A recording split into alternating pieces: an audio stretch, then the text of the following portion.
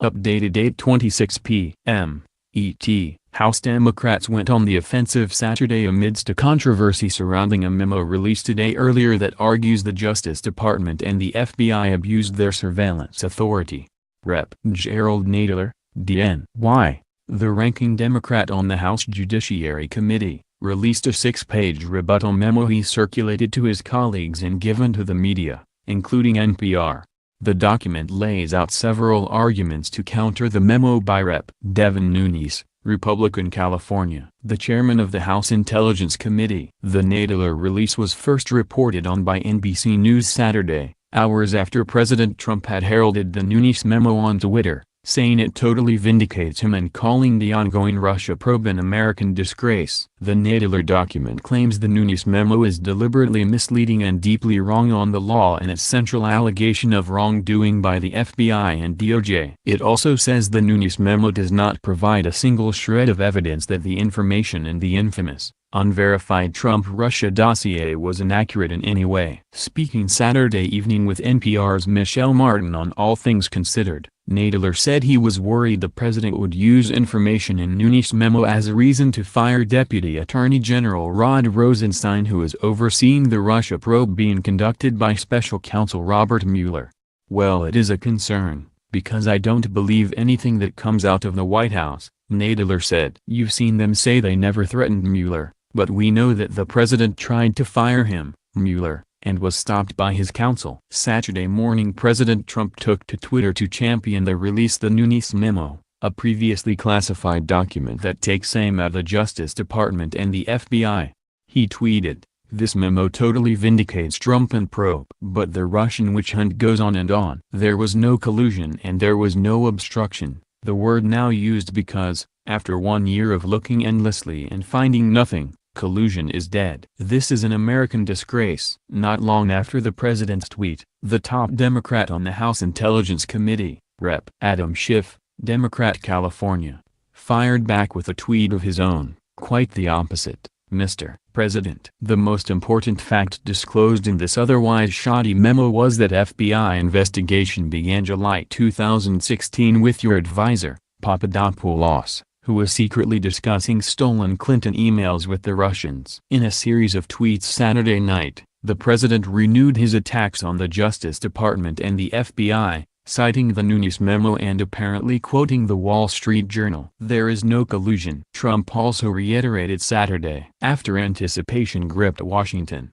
D.C., throughout the week, with fissures between the president, the law enforcement community and Congress, Republicans on the House Intelligence Committee made public a 3.5-page document authored Nunes after Trump declassified the memo and approved its release. The document contends the FBI and the Justice Department used an unproven report compiled by a former British spy, Christopher Steele, to seek a warrant approved by the Foreign Intelligence Surveillance Act court in order to conduct surveillance of former Trump campaign foreign policy advisor Carter Page. Since the Nunes memo's release, some Republicans have expressed sentiments similar to Trump's and seized on the memo's assertions, raising doubts about the impartiality of the top FBI and Justice Department officials investigating Trump's 2016 presidential campaign and possible connections with Russia. House Judiciary Committee Chairman Bob Goodlatte, Republican Virginia, said in a statement Friday that he was pleased the American people could view the document, which details abuses of the Foreign Intelligence Surveillance Act. He also went on to praise the vast majority of FBI employees, before adding, "The contents of the memo continue to raise serious questions about decisions made by Justice Department and FBI leadership during the 2016 presidential election and afterwards, and the role senior FBI officials played in these questionable decisions and irregularities." Fellow Republican Rep. Matt Gaetz of Florida tweeted Friday, "Not only did the memo lay bare systemic patterns of abuse within the FBI and DOJ, it confirmed my worst fear. America's free and fair elections were threatened from within. Our own DOJ worked to tip the scales of justice in order to benefit one political candidate." #Memo Day. Nadler is one of many Democrats who have raised concerns that the Nunes memo's release is being used to lay the groundwork for the eventual firing of Deputy Attorney General Rod Rosenstein or the eventual end of the Justice Department's engagement of Special Counsel Robert Mueller, a former FBI director. In his rebuttal document released Saturday, Nadler argues the Nunes memo provides no credible basis whatsoever for removing Rosenstein. And in a letter sent to the president Friday signed by 10 top congressional Democrats including House Minority Leader Nancy Pelosi, Democrat California, and Senate Minority Leader Chuck Schumer, DNY, warned that the lawmakers would consider terminations of the top leadership at the Justice Department or the FBI as an attempt to obstruct justice. We write to inform you that we would consider such an unwarranted action as an attempt to obstruct justice in the Russia investigation. Firing Rod Rosenstein, DOJ leadership or Bob Mueller could result in a constitutional crisis of the kind not seen since the Saturday Night Massacre. The Saturday Night Massacre refers to the 1973 resignations of the Attorney General and his deputy in protest of President Richard Nixon's order to fire an independent special prosecutor.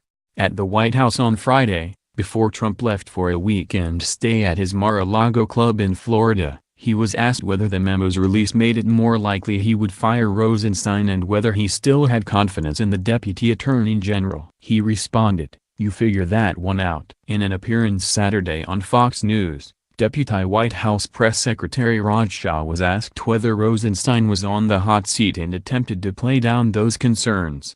Rod Rosenstein's job is not on the line. We expect him to continue his job as the Deputy Attorney General, Shah said. Many Democrats and even some Republicans have expressed concern about the release of the Nunes memo and the impact it could have on the Justice Department and intelligence community.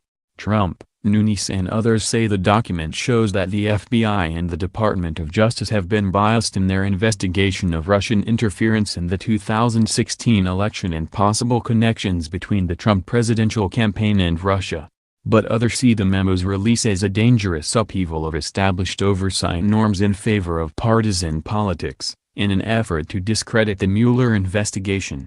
Senate Armed Services Committee Chairman John McCain, Republican Arizona, had one of the harshest rebukes, saying the memo's release did nothing but aid Russian President Vladimir Putin by undermining the legitimacy of American institutions.